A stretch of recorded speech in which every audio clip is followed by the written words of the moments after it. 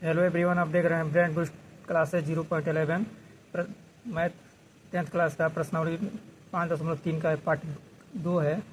इसके पहले पार्ट 1 जो है अपलोड हो चुका है, आप उसको जाकर देखेंगे, उसके बाद से इसको देखेंगे तो ज़्यादा समझ में आएगा।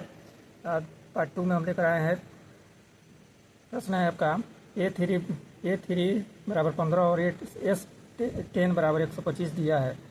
D और A10 ज्ञात करना है। यानी कि A3 15 दिया है, S10 आपको 125 दिया है और D यानी कि सार्वभौमता और A10 यानी कि 10वां पद आपको ज्ञात करना है। हम देखा डी जो उत्तर दिया है A3 बराबर 15। चूँकि हम जानते हैं कि A बराबर A plus N minus 1 into D formula होता है। A3 यानी कि A तीसरा पद ज्ञात करना है तो तीसरा पद का फॉर्मूला होता है A plus 3 minus 1 into D. N की जगह पर हम 3 रखेंगे। A3 का मान दिया है 15 बराबर हो जाएगा A प्लस 2D। ये 3 में से 1 गया 2, यानी कि 2 से D में गुणा करेंगे तो 2D हो जाएगा। या उस 15 माइनस 2D बराबर A। 2D को हम लेफ्ट साइड लाए हैं तो प्लस है तो माइनस हो गया, इसलिए ये बराबर, इसलिए हमें यहाँ ये बराबर लिख सकते हैं 15 माइनस 2D। ये समीकरण नंबर 1 मान लेते हैं।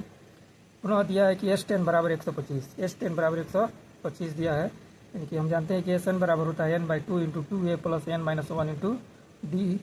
S10 बराबर n का मान यहाँ पर 10 है तो 10/2 into 2A plus 10 minus 1 into D. S10 का मान दिया है प्रश्न में 125 बराबर 5। तो 2 से 10 में भाग किए तो 5 मत में कटेगा तो 5 ब्रैकेट के अंदर 2A प्लस 90, 10 में से गया 9 यानी कि 90 हो गया। तो 5 गुणा में है, इसको लेफ्ट साइड लाते हैं तो आपको भाग में हो जाएगा, यानी कि 5 से 125 कटेगा 25 मत में तो 25 बराबर 2A प्लस 90। ये समीकरण नंबर 2 हो गया। समीकरण 1 से A का मान समीकरण 2 में रखने पर समीकरण 1 हमारा यही है। A का मान निकला है 15 माइनस 2D बराबर 15 माइनस 2D निकला है। तो समीकरण नंबर 2 लिखते हैं 25 बराबर 2A प्लस 9D या 25 बराबर 2। अब A का जगह पर हमको 15 माइनस 2D रखना है तो 2 into 15 minus 2D plus 9D। 25 बराबर 30, यानी कि 2 से 15 में गुणा करेंगे 30, 2 से 2 में गुणा करेंगे 4D प्लस 9D। इसको सॉल्व करें तो या 25 बराबर 25, इधर 30 जो है माइनस में है, प्लस में है, इधर आएगा तो माइनस में हो जाएगा तो 25 माइनस 30 बराबर 5D। इधर 9D में से 4D कम हो जाएगा तो बचेगा आपको 5D। या 25 में से 30 जाएगा तो माइनस 5 बराबर 5D। इसलिए D बराबर माइनस 5 से में 5 से भाग करेंगे तो माइनस 1 हमारा D का मान आ गया। इसके बाद देखें आगे, D का मान समीकरण 1 में रखते हैं। समीकरण 1 में हम D का मान रखेंगे ताकि A का मान हमको पता चल सके। तो A बराबर 15 माइनस 2D या A बराबर 15 माइनस 2 इंटू माइनस 1। अब ब्रैकेट में माइनस है, अब बाहर भी माइनस है तो माइनस गुणा होगा तो प्लस, 2 से 1 गुणा होगा 2, यानी कि 15 या जोड़ 2 हो गया, इसलिए A का मान निकल गया 17। अब S10 निकालना है। D का मान हमारा निकल गया -1। D का नाम पूछा और S10 पूछा है तो हम SN बराबर जानते हैं A plus N minus 1 into D होता है। A10 निकालना है तो यानी कि N का मान 10 है बराबर A का मान 17 निकला हुआ है।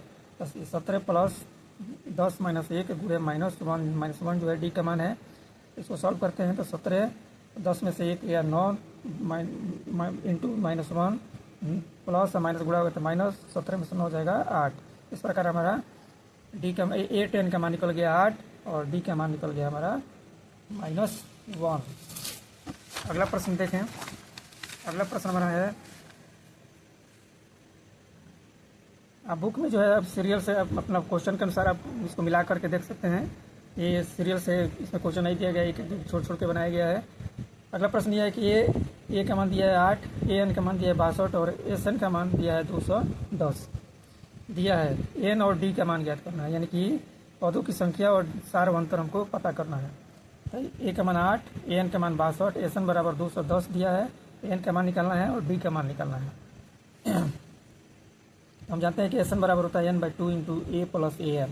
इसके पहले आप फार्मूला पढ़ चुके होंगे, उसमें बताया गया था एक फार्मूला होता है SN बराबर n/2 into A plus AN, यानी कि nवां पदों का योग है। SN का मान दिया है 210, n/2 इंटू 8 जोड़ 62, यानी कि AN का मान दिया है 62। इसको सॉल्व करते हैं, 2 इधर गुणा में भाग में है आपको लेफ्ट साइड में लाते हैं तो 210 गुणे 2 बराबर n इंटू 70, इसको जोड़ेंगे तो 70 हो जाएगा। इसलिए n बराबर 70 गुणा में है, इधर आएगा तो लेफ्ट साइड आएगा तो भाग में हो जाएगा। तो 210 गुणे 2 बटा 70 है, 70 से 3 मत में 202 कट जाएगा। 210 3 से 2 में पूरा करेंगे, 3 दूना 6, यानी कि n का मान हमारा निकल गया 6, यानी कि कुल पदों की संख्या इसमें जो है 6 है। पुनः हम देखें कि n बराबर a plus n minus 1 into D, यानी कि हमें सार अंतर पता करना है। तो n बराबर 62 दिया है, a का मान दिया है 8 और n का मान अभी निकला है 6 माइनस 1 गुणे डी। अब 8 जो है जोड़ में है, अब लेफ्ट साइड में आएगा तो घटाव में हो जाए, माइनस में हो जाएगा। तो 62 माइनस 60 बराबर 5d, यानी कि 6 में से गया 5, 5d हो जाएगा। तो 62 में 60 जाएगा 54 बराबर 5d, इसलिए d बराबर 54 बटा 5। इस प्रकार हमारा n का मान हो गया 6 और d का मान हो गया हमारा 54 बटा 5, हमारा राइट आंसर हो गया। इसके बाद अगला प्रश्न देखिए। अगला प्रश्न है n बराबर 3, n बराबर 8, नहीं a बराबर 3 दिया है, a बराबर 3, n बराबर 8 और Sn बराबर 192 दिया है। d का मान d ज्ञात करना है, यानी कि सार अंतर हमको पता करना है। तो a बराबर 3, n बराबर 8, s बराबर यानी कि योगफल दिया है 192 और d का मान पता करना है। s बराबर n by 2 into 2a plus n minus 1 into D. अब सबका मान हम रखते हैं, s बराबर 192 दिया है, n का मान 8 दिया है, तो 8 बटा 2 इंटू 2 गुणे 3, यानी कि 3 का a का मान है प्लस 8 माइनस 1 गुणे डी। 192 यहाँ 192 बराबर 8 बटा 2 है, तो 2 से 8 में भाग करेंगे तो 4 मत में कट जाएगा, 3 दूना 6, 8 में से 1 गया 8 माइनस 1 इंटू डी।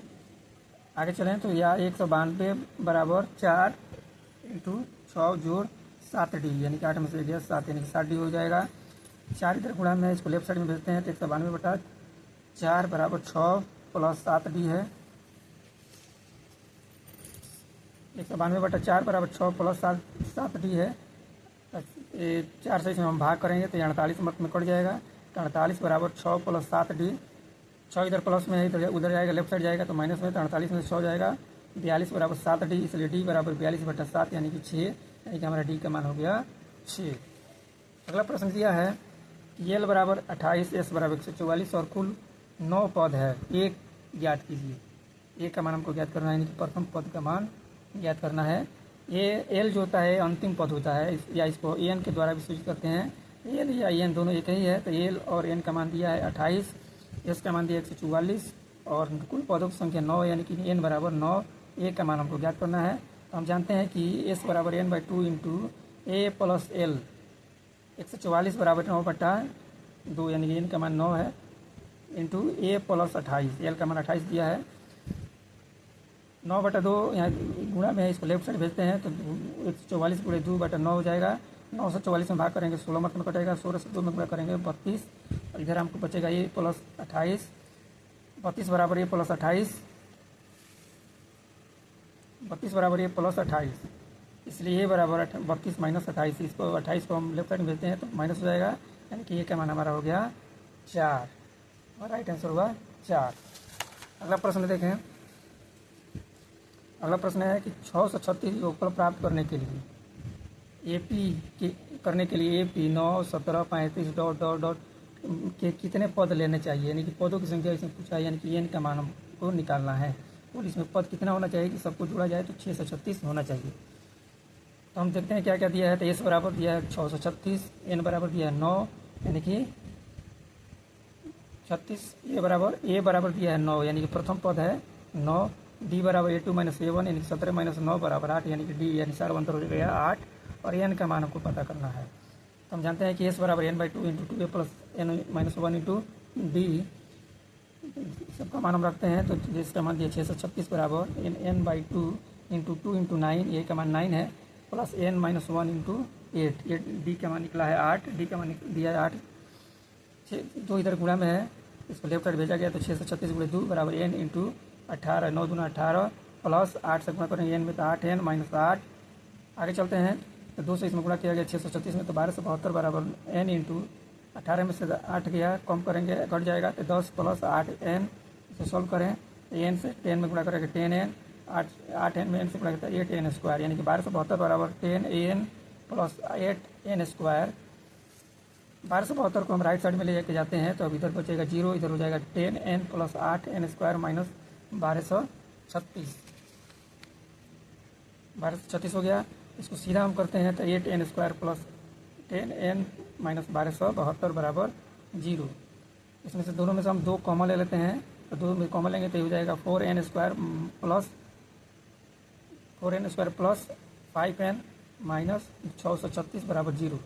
और इसमें 2 कॉमन लिया गया है तो दोनों साइड में हम 2 से भाग किए हैं, तो दोनों साइड में है 0 हो जाएगा। या इसको ऐसे समझ सकते हैं, जब इसमें से 2 कॉमन लिया गया, इधर 2 बचेगा गुणा में, तो इसको लेकर इधर भाग करेंगे 0 में, तो 0 में किसी भी नंबर से भाग किया जाता है तो उसका मान 0 ही होता है, यानी 4n² प्लस 5n माइनस 636 बराबर 0।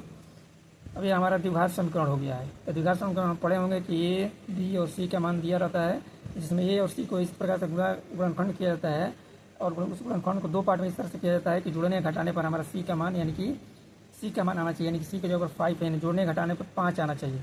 इसको उसी तरह से इसको हम बनाए हैं। 4n² minus 48n plus 53n minus 636, इसको सॉल्व किया गया है 2 पार्ट में करके। तो 4n इसमें से कॉमन ले लेंगे, तो 4n into n minus 12 plus इसमें से 53 कॉमन ले लिया गया है, 53 इंटू n माइनस 12 बराबर 0। 4n plus 53 into n minus 12 बराबर 0। ये इसका शून्य ज्ञात करेंगे, बारी बारी से हम इसको 0 के बराबर लिखेंगे। 4n प्लस 53 बराबर 0, या 4n बराबर माइनस 53, इसलिए n बराबर माइनस 53 बटा 4 हो जाएगा। पुनः n माइनस 12 बराबर 0, इसलिए n बराबर 12। इस प्रकार हमारा राइट आंसर जो होगा 12 होगा, और 53 बटा 4 हमारा राइट आंसर होगा। अगला प्रश्न देखें। अगला प्रश्न दिया है ब्रेन बूस्ट क्लासेस में, जो है अगला प्रश्न है, किसी एपी के प्रथम और अंतिम पद क्रमशः 17 और 350 है। यदि सार 1 तो 9 है, तो इसमें कितने पद है और इनका योग क्या है? कितने पद, यानी कि n का मान ज्ञात करना है और इनका योग ज्ञात करना है, यानी कि यश ज्ञात करना है। तो क्या क्या दिया है? हम a बराबर 17, an बराबर 350, यानी कि प्रथम पद हो गया a यानी कि 17, अंतिम पद an बराबर 350, b बराबर 9, और n का मान निकालना है और s का मान टोटल योग निकालना है। तो बारी बारी से हम चलते हैं। an बराबर होता है a plus n minus 1 into b। an का मान दिया 350 बराबर 17 plus n minus 1 into d का मान दिया है 9। 350 बराबर 17 प्लस 9n माइनस 9। 350 बराबर, अब 17 में से 9 कम हो जाएगा 8, यहाँ पे हो जाएगा 9n। 8 प्लस में इधर जाएगा तो माइनस में 350 में से 8 कम हो गया बराबर 9n। 342 बराबर 9n, इसलिए n बराबर 342 बटा 9। ये 38 मतलब 9 से 38 मतलब कट जाएगा, यानी कि हमारा n हो गया 38, यानी कुल पदों की संख्या इसमें 38 है। अगला देखते हैं एस ज्ञात करना है, तो n/2 into 2a plus n minus 1 into D. n/2 into a plus n minus 1 into D, हम इसको 2 पार्ट करके लिख सकते हैं। वही चीज़ है, इसको 2 पार्ट कर दिया गया है, a को 2 जगह लिख दिया गया है। तो ये n/2 into a plus an, इसको a plus n minus 1 into D को हम an के बराबर जानते हैं। n का मान यहाँ पर अभी निकला है 38/2 इंटू 17 प्लस 350, यानी कि अंतिम पद 350 है और प्रथम पद 17 है। इसको जुड़ा गया 359 हो गया, 2 से 29 भाग किया 19 से इसमें गुणा करेंगे तो हमारा राइट आंसर हो जाएगा 6973 हमारा इसका मान निकल, यानी कुल योग। अगला प्रश्न दिया है कि उस एपी का प्रथम 51 पदों का योग ज्ञात कीजिए जिसके दूसरे और तीसरे पद क्रमशः 14 और 18 है। यानी कि एपी के कुल 51 पद है और उसमें दूसरा और तीसरा पद दिया है, दूसरा पद दिया है 14 और तीसरा पद दिया है 18। दिया है n बराबर 51, यानी कि पदों की संख्या 51 हो गया। दूसरा पद बराबर 14। हम जानते हैं समांतर श्रेणी में कि दूसरा पद का मान क्या होता है, a प्लस डी होता है बराबर 14। a बराबर 14 माइनस डी समीकरण नंबर 1 इसको मान लेते हैं। आगे देखते हैं, पुनः तीसरा पद बराबर 18 दिया है। तीसरा पद का हम जानते हैं, तीसरा पद का मान होता है a प्लस 2d बराबर 18, समीकरण नंबर 2। समीकरण 1 से a का मान समीकरण 2 में रखने पर समीकरण 1 में जो है a का मान निकला है, उसका a का मान जो समीकरण 2 में रखेंगे तो हमारा 2 समीकरण है a प्लस 2d बराबर 18। a का मान 14 माइनस डी प्लस 2d बराबर 18।